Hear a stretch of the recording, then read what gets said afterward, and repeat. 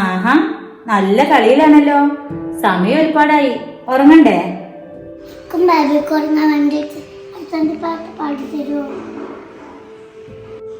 പാട്ടൊക്കെ പാടിത്തരാ. നല്ല കുട്ടിയായിട്ട് 2 കുട്ടികളും കിടന്ന് ഉറങ്ങിക്കോ.